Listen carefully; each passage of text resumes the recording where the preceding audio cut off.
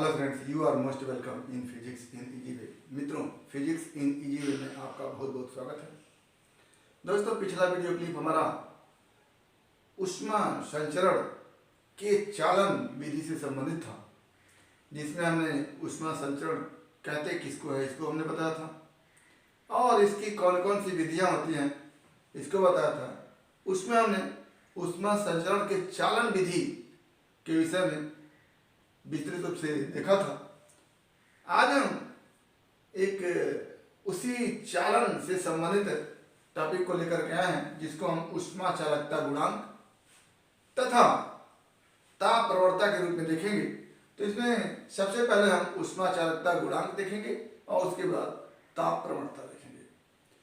तो ऊष्मा चालकता गुणांक पदार्थ का एक विशिष्ट लक्षण होता है।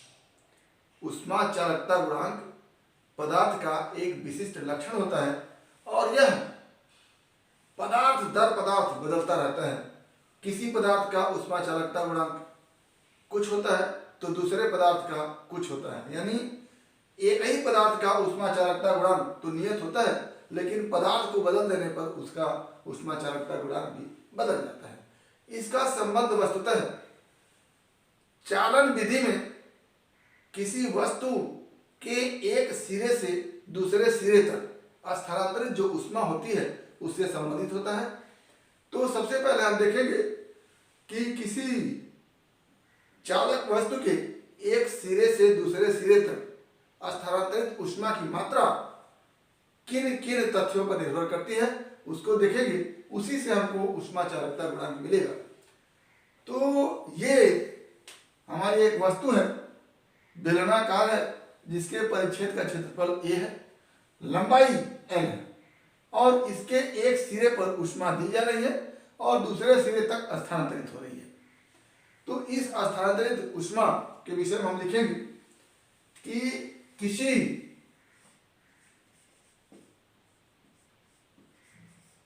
वस्तु के एक सिरे से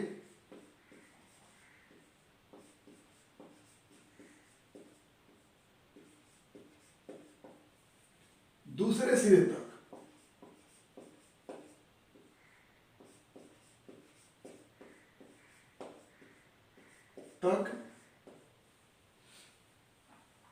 स्थानांतरित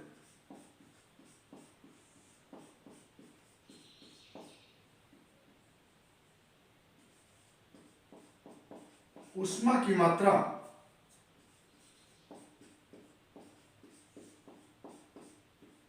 निम्न तथ्यों पर निर्भर करती है। निम्न तथ्यों पर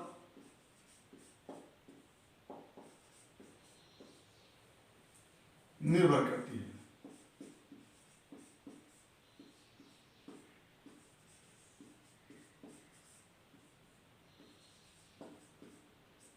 तो मान लीजिए ये वस्तु है, इसके एक सिरे पर ऊष्मा दी जा रही है और दूसरे सिरे पर जो ऊष्मा पहुंच रही है वो ऊष्मा की मात्रा किन किन तथ्यों पर निर्भर करती है उसको हम देखें। तो नंबर 1,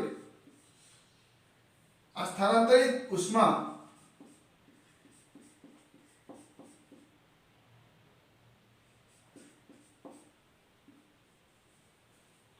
ऊष्मा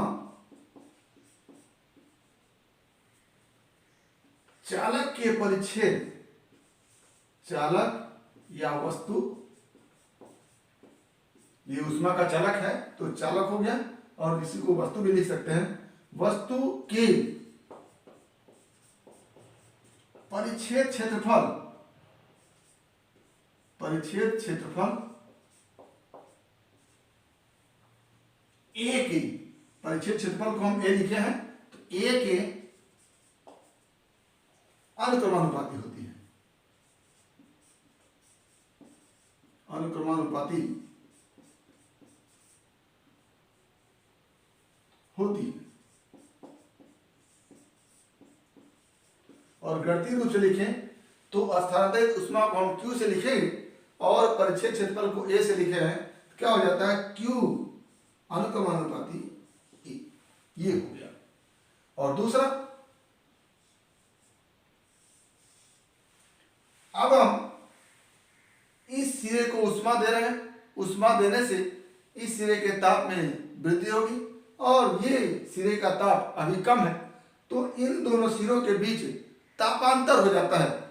इसका ताप मान लेते हैं θ1 और इसका ताप मान लेते हैं θ2, तो तापांतर कितना हो जाएगा, ताप में अंतर कितना हो जाएगा, θ1 ज्यादा है और θ2 कम है, तो θ1 माइनस θ2 हो जाएगा। तो लिखिएगा दूसरा, स्थानांतरित ऊष्मा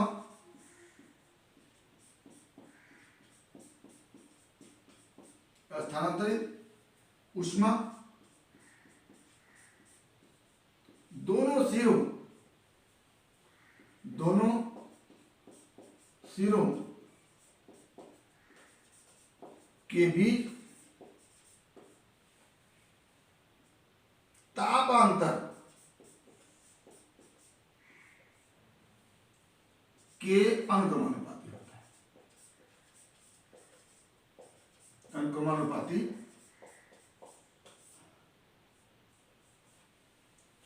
होता है, अनुक्रमानुपाती होती है ये। यानी पहले तथ्य परिच्छेद क्षेत्रफल A के अनुक्रमानुपाती होने का आशय कि जितना ही परिच्छेद क्षेत्रफल होगा उतना ही ज्यादा ऊष्मा का स्थानांतरण होगा। जैसे ये पेन है और इसका सिरा ये है और इसका परिच्छेद क्षेत्रफल ये वृत्ताकार है। अगर ये परिच्छेद क्षेत्रफल ज्यादा हो जाए तो ऊष्मा का स्थानांतरण ज्यादा होगा और कम है तो ऊष्मा का स्थानांतरण कम होगा। तो यही इसके कहने का मतलब यह है कि एक सिरे से दूसरे सिरे तक स्थानांतरित ऊष्मा वस्तु के परिच्छेद क्षेत्रफल के अनुक्रमानुपाती होता है। यानी जितना ज्यादा परिच्छेद क्षेत्रफल होगा उतना ही ज्यादा ऊष्मा का स्थानांतरण होगा। दूसरा, अगर इस सिरे का ताप θ1 है और इस सिरे का ताप θ2 है, तो जितना ही ज्यादा ताप में अंतर होगा उतना ही ज्यादा ऊष्मा का स्थानांतरण होगा। और तीसरा,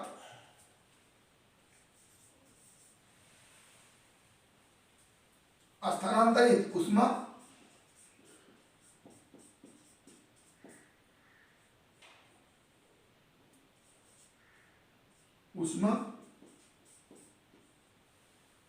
समय t के अनुक्रमानुपाती होता है, अनुक्रमानुपाती होता है। यानी जितने ज्यादा समय में ऊष्मा के स्थानांतरण को देखेंगे उतना ही ज्यादा ऊष्मा स्थानांतरित दिखेगी, तो समय t के अनुक्रमानुपाती होती है। और चौथा आप लिखेंगे कि लंबाई L के व्युत्क्रमानुपाती होता है। यानी जितना ज्यादा लंबा चालक होगा ऊष्मा का स्थानांतरण एक सिरे से दूसरे सिरे तक उतना ही कम होगा। क्या लिखेंगे, स्थानांतरित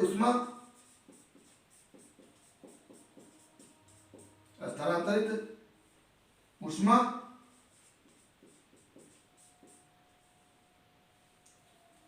वस्तु की लंबाई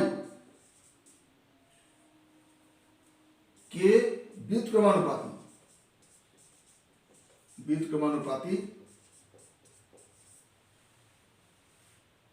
अच्छा, तापांतर ये हम लिखते हैं, यहां से क्या हो जाता है, Q अनुक्रमानुपाती θ1 माइनस θ2 ये हो गया।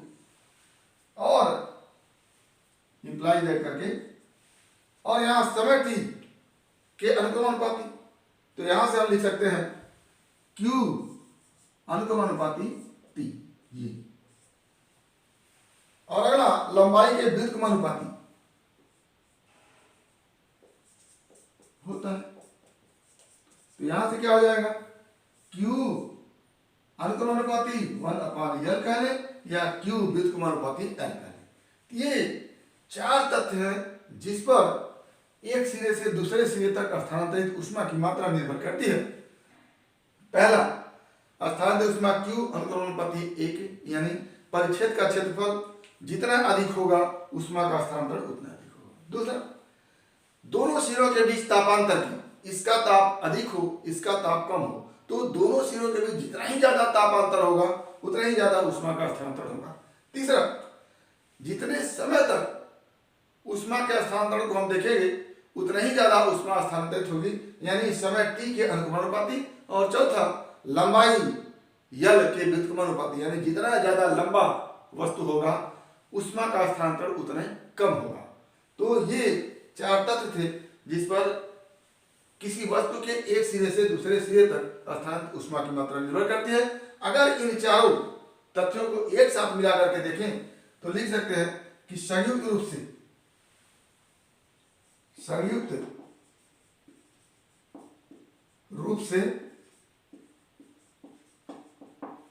स्थानांतरित ऊष्मा Q अनुक्रमानुपाती, पहला A, दूसरा θ1 माइनस θ2, तीसरा T और चौथा 1/L का मतलब नीचे। ये हो गया Q अनुक्रमानुपाती A θ1 minus θ2 into T upon L। ये हो गया। आप जानते हैं कि अगर अनुक्रमानुपाती चिन्ह को इक्वल टू के रूप में लिखना हो तो यहां पर एक कांस्टेंट यूज कर लेते हैं। तो यहां पर हो जाता है इंप्लाई दैट, ये इसको लिख सकते हैं क्या, Q बराबर, अनुक्रमानुपाती को हम बराबर कर लिए, एक कांस्टेंट K और A into θ1 minus θ2, Q equal to K into A into θ1 minus θ2 into T upon L। यही के एक कांस्टेंट है जिसको हम कहते हैं ऊष्मा चालकता गुणांक, जहां K एक नियतांक है जिसे वस्तु के पदार्थ का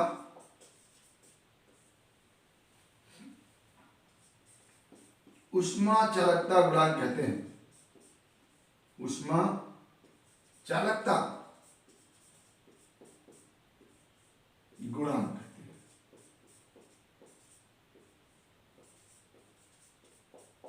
ऊष्मा चालकता गुणांक कहते हैं। ये हमारा K हो गया। अब इसी फॉर्मूले से हम K को लिख सकते हैं, K बराबर Q into L upon A θ1 minus θ2 into T। ये ऐसे हो सकता है। अब यहां से अगर हम अनुप्रस्थ परिच्छेद का क्षेत्रफल A इक्वल टू 1 मात्रा का रख ले, A equal to 1 metre square और θ1 minus θ2 temperature difference 1 degree centigrade, समय T इक्वल टू 1 सेकेंड और L इक्वल टू 1 मीटर। तो यहां से हमारा K इक्वल टू 1 क्या आता है, Q। ये K इक्वल टू Q एक फार्मूला ये हमारे पास है और दूसरा फार्मूला ये हो गया K इक्वल टू Q। यहां से हम K की परिभाषा बना सकते हैं कि यदि एकांक लंबाई के चालक के परिच्छेद का क्षेत्रफल एकांक हो और उनके बीच तापांतर एकांक डिग्री सेंटीग्रेड हो, तो 1 सेकेंड में एक सिरे से दूसरे सिरे तक प्रवाहित ऊष्मा की मात्रा उस पदार्थ की ऊष्मा चालकता गुणांक कहलाती है। तो यहां से हम परिभाषा बना के लिखेंगे कि यदि एकांक मीटर लंबाई के वस्तु के परिच्छेद का क्षेत्रफल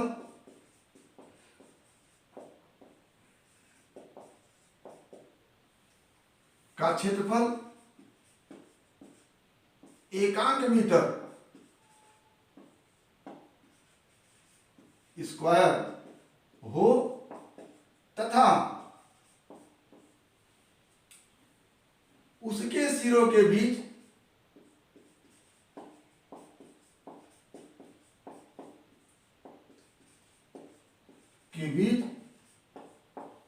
तापांतर एकांक डिग्री सेंटीग्रेड हो तो एक सिरे से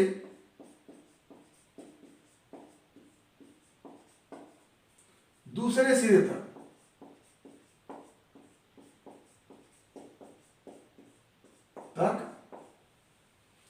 एक सेकंड में पहुंचने वाली उष्मा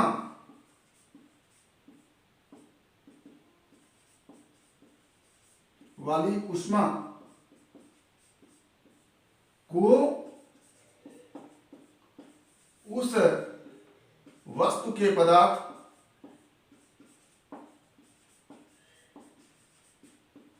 का उष्मा चालकता गुणांक कहते हैं। उष्मा चालकता गुणांक कहते हैं। तो यहां से हमारा ये पूरा परिभाषा बन गया। अब यहीं से हम इसका मात्रक लिख सकते हैं। तो इसका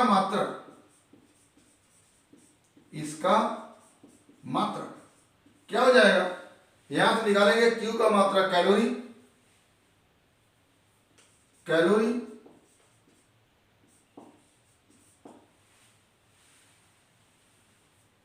और L/A ऊपर मीटर रहेगा, नीचे मीटर स्क्वायर रहेगा।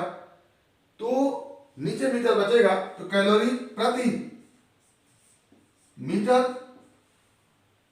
प्रति डिग्री सेंटीग्रेड प्रति सेकंड, ये इसका मात्रक हो गया। कैलोरी प्रति मीटर प्रति डिग्री सेंटीग्रेड प्रति सेकंड। और यहीं से अगर विमी सूत्र को देखें तो हम कैलोरी एक ऊर्जा का मात्रक है तो उसका विमी सूत्र हो जाता है mL² T-2। और मीटर को देखें तो L और प्रति डिग्री सेंटीग्रेड को देखें तो थीटा और सेकंड को देखें तो T। तो यहां से बन के आता है, ये हमारा विमी सूत्र हो गया, विमी सूत्र। और ये बन के आएगा mL/T-3 और θ-1, ये विमी सूत्र हमारा बन के आएगा। तो ये हमारा उष्मा चालकता गुणांक का मात्रक कैलोरी प्रति मीटर प्रति डिग्री सेंटीग्रेड प्रति सेकंड और विमी सूत्र mL/T-3 θ-1। और आगे इस उष्मा चालकता गुणांक का मान किसी एक पदार्थ के लिए कांस्टेंट होता है, लेकिन पदार्थ को अगर बदल दिया जाए तो इसका उष्मा चालकता गुणांक बदल जाता है। यानी उष्मा चालकता गुणांक अलग अलग पदार्थों के लिए अलग अलग होता है, लेकिन एक ही पदार्थ के लिए इसका मान कांस्टेंट होता है। तो ये हमारा उष्मा चालकता गुणांक हुआ। और आगे हम ताप प्रवणता को देखेंगे, टेम्परेचर ग्रेडियंट को देखेंगे। तो आइए देखते हैं ताप प्रवणता क्या होता है।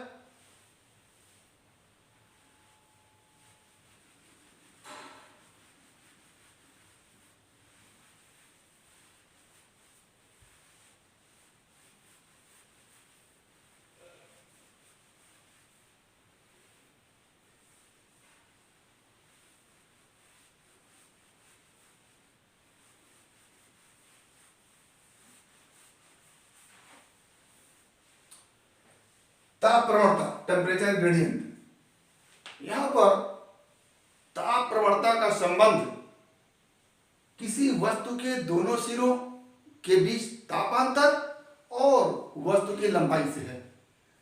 वस्तु की लंबाई के साथ साथ ताप में जो गिरावट होती है या ताप में जो अंतर होता है, उसी के दर को हम क्या कहते हैं? ताप प्रवणता कहते हैं। तो क्या लिखेंगे कि वस्तु की वस्तु के किन्हीं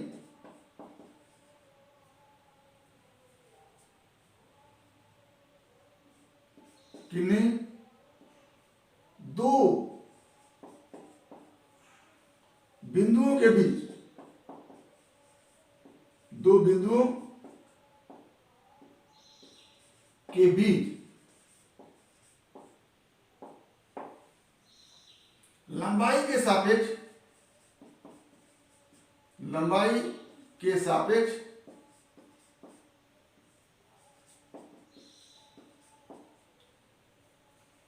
ताप में गिरावट, ताप में अंतर के दर, गिरावट क्या अंतर लिखते हैं, अंतर के दर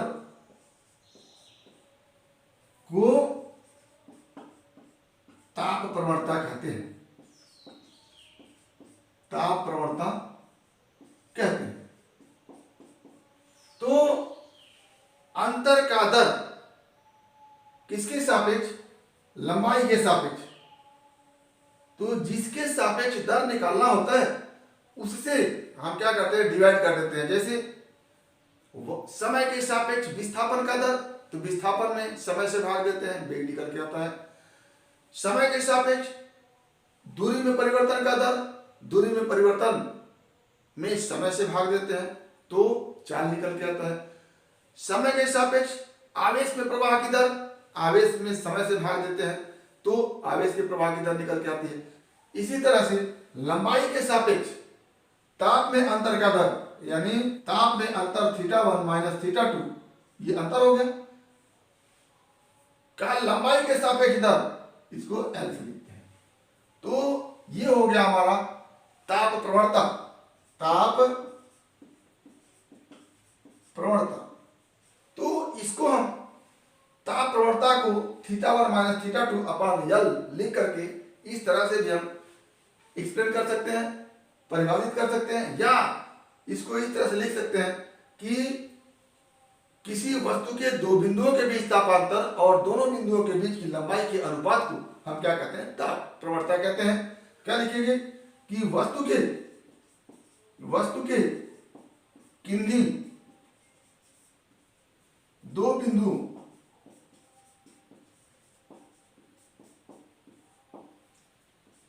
के बीच तापांतर तथा बिंदुओं के बीच की दूरी, बिंदुओं के बीच की दूरी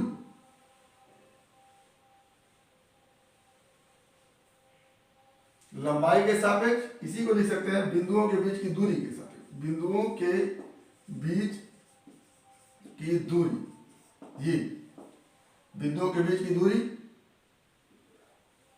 या लंबाई के सापेक्ष, ये दो बिंदु हैं उनके बीच की दूरी या लंबाई के सापेक्ष ताप में अंतर के दर को हम क्या कहते हैं, ताप प्रवणता कहते हैं। यहां पर लिखेंगे वस्तु के किन्हीं दो बिंदुओं के बीच तापांतर तथा बिंदुओं के बीच की दूरी के अनुपात